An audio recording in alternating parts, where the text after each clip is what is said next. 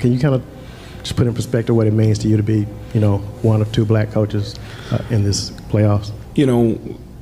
Your color shouldn't matter, right? And that the evidence of your work should.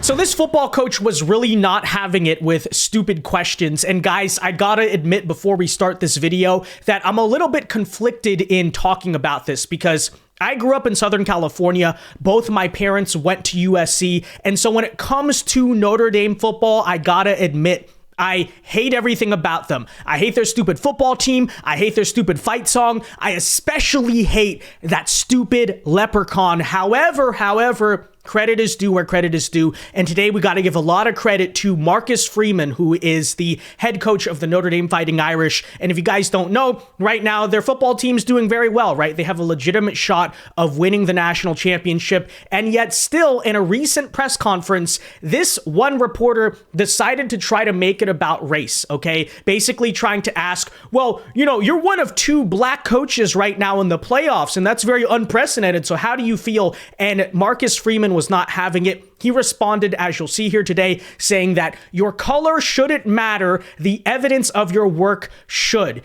Basically insinuating in a very diplomatic way that everyone is tired of making, especially sports, all about race. Okay, Marcus Freeman does not want to be recognized because he's a black coach. He wants to be recognized because he's a good head coach. And so we'll show you that here today, folks. But first, do us a big favor. Make sure you hit that like button down below and subscribe if you are new. You subscribing is the #1 way to ensure we can keep bringing you these videos. And with that said, here is this football coach shutting down a woke reporter, and this video went viral on social media earlier today.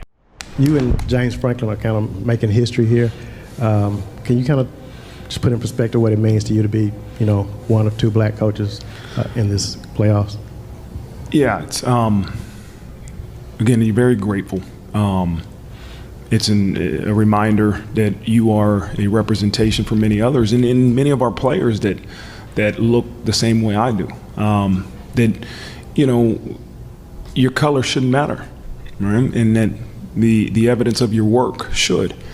But it takes everybody. Yeah, so as you could see, he was just absolutely not having it. And I think really he gave the perfect, almost sort of diplomatic answer to that question, right? He didn't try to go too much into it, but he just brushed it off saying, your color shouldn't matter. The evidence of your work should. I know, what a controversial take. Great answer there by Marcus Freeman. Okay, a lot of credit. And, it's kind of conflicting for me because I'm rooting against Notre Dame harder than anyone in this playoff, but I don't know. Okay, maybe we got to reconsider that.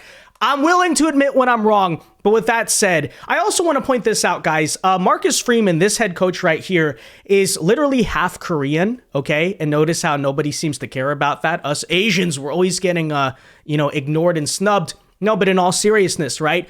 Who the freak cares that the guy is black? Everyone cares that he's a good football coach. I also love there how Marcus Freeman tries to give credit to the team around him, right? His coaches, his players. He doesn't try to make it about himself. Very humble answer. Very good. Love to see it. Absolutely stupid and ridiculous question from that reporter. But with that said, I think it's a sign. You're seeing this a lot across the sports world, especially in football, since it's, football season right now, that things are starting to change, because let's remember that this type of nonsense has been mainstream in the sport of football, especially in the professional world, for a very long time. Like, this is where we were before, and then now let's transition to looking at where it is now. Take a look. Also disappointed in Aaron Rodgers, of course, for all those reasons, but also to sort of claim that he's being canceled and this use of the word woke.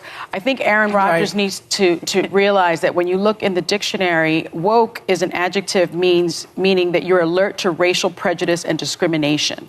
And it is something that originated in the African American community. And he should using it in that way is despicable and very dismissive to the origin of the term. And he also quoted MLK, and he quoted Martin Luther King's speech, letter from a Birmingham jail.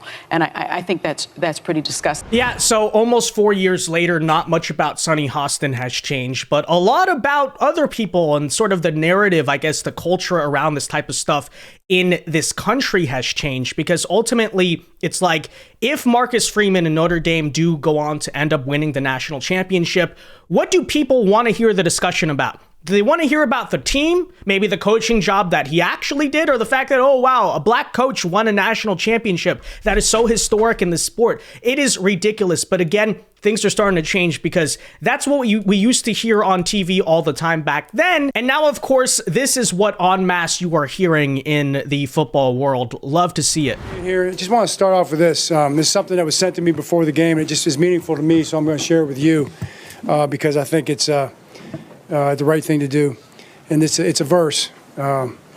Greatness, power, glory, victory, and honor belong to you. Because everything in heaven and on earth belongs to you. The kingdom belongs to you, Lord. You are the head and the ruler over everything. So there's an amazing spirit on this team, and just want to kind of give honor and glory where it's due. It is only in the past few years that I have grown encouraged to speak more boldly and directly, because as I mentioned earlier, I have leaned into my vocation as a husband and father, and as a man. To the gentlemen here today, part of what plagues our society is this lie that has been told to you that men are not necessary in the home or in our communities. As men, we set the tone of the culture, and when that is absent, disorder, dysfunction, and chaos set in. This absence of men in the home is what plays a large role in the violence we see all around the nation. Other countries do not have nearly the same absentee father rates as we find here in the US, and a correlation could be made in their drastically lower violence rates as well. Be unapologetic in your masculinity, fighting against the cultural emasculation of men. Do hard things. Never settle for what is easy.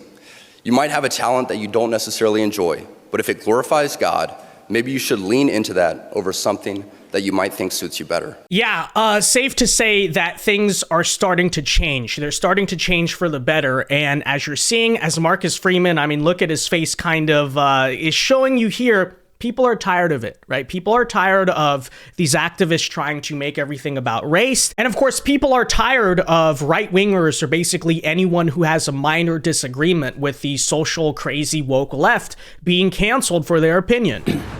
Here's why I'm pissed off. That the NFL had to even issue a statement about it. Because celebrations usually don't warrant that. It doesn't require a response from the league.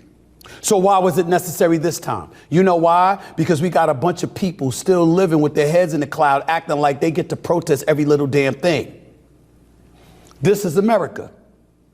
Donald Trump won the election, rather convincingly, I might add. Now, I didn't vote for him. He won convincingly.